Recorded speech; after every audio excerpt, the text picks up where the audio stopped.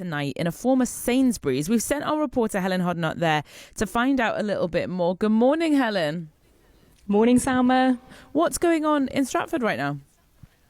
Yes, so I'm standing in a really huge, echoey room surrounded by what is actually a very colourful take on all things medieval. There are swords in all different shapes and sizes hanging on the wall. There is a pair of chainmail pants hanging on a peg. There's a bright pink banquet table in the middle with a big kind of PVC pig head on it. But what's really interesting is this room we're in used to be a Sainsbury's, which closed a while ago. And since then, this big space here has been empty. But now, where the shelves and fridges and checkouts and things would have been, it's been transformed into an exhibition and performance space. And there are two shows opening here this evening, as you said. One is humorously called Taste the Difference, and the other is called Who Holds the Swords? And I'm with the artists behind it now. I'm with Lindsay McLean and Isabel Atticus. Thank you so much for having me along here today. So, I mean, this feels like I've taken a very fun step back in time. Can you just kind of describe it and tell me a little bit about it?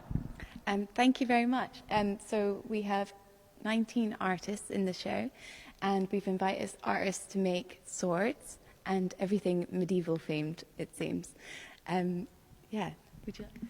Yes, thank you. I think we're really playing with a reversal at the moment. We're thinking about the medieval contemporary, going back into medieval times and thinking about some of the stuff that was happening in society then and playing with it now. So a lot of the works are skewing gender norms around power and around who gets to hold the power, which is really the driving theme behind the show. There's a lot of reversal with things being hard that should be soft, things being like bending in on themselves that could be pointing outwards. I mean, I'm sure there are other reversals in the show, Lindsay. Yeah. So, Lindsay, one of the really amazing parts of what you're putting on here is what you will be the kind of workshops and events that will be happening for people who live around here to come and get involved in. Can you tell me what people can expect? So one of the things will be medieval karaoke, which should be really fun. How will that work? A lot of fancy dress. And also one of the other things we'll be putting on is a sword making workshop, which will be mostly paper based. So those are the two main workshops that will be coming up. We'll also be doing some performances as well.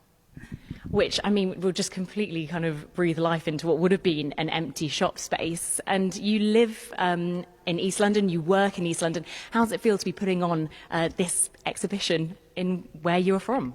It's really exciting. It's really nice to be like working within the local area and thinking that we're reaching out to the local community. I think our workshops will help us meet like lots of people that we wouldn't necessarily meet. This space is huge. It's amazing. It's been a really incredible way to scale up and like be ambitious with some of the works. And it's just gorgeous that it's around the corner as well. And you're using this space for free. Would you have been able to put on something of this scale if that wasn't the case? No, definitely not.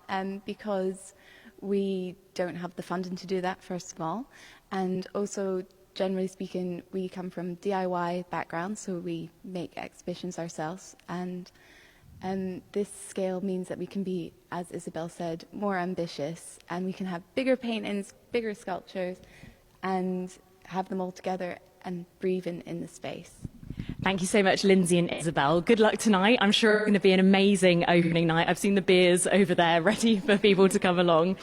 So the reason that this can all be put on here is because of Hypha Studios, and Camilla Cole is the founder. So you saw this space when it was a Sainsbury's. Yeah, it was jam-packed full of fridges and self-checkouts, etc. And it was hard to reimagine it, but it's not really my job to do that. It's the artists that apply. We had 250 applications for this site. We then find the best ones, we get them to come in and they do their magic and bring in local community for events, etc. So Hypha Studios match makes between empty high street spaces and artists. How does it work? So we work with landlords like Get Living in East Village, London, to find the spaces, and we do an open call for the local area. And so people that apply with a public programme. We then get it judged by a cultural organisation like the Tate or someone else at like another degree like that.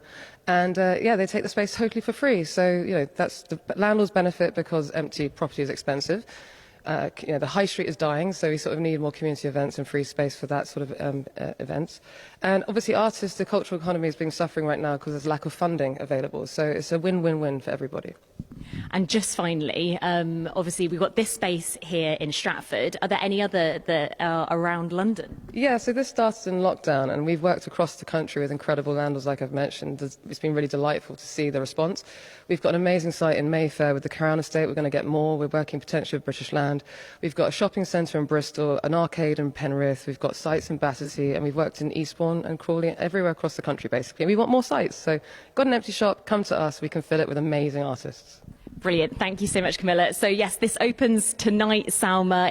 They're going to have this space here until March. Then there's going to be a switch up. Some different artists are going to come and use the space. And, yes, in all what would have just been an empty Sainsbury's. Well, what a way to make use of the building. Helen, thank you so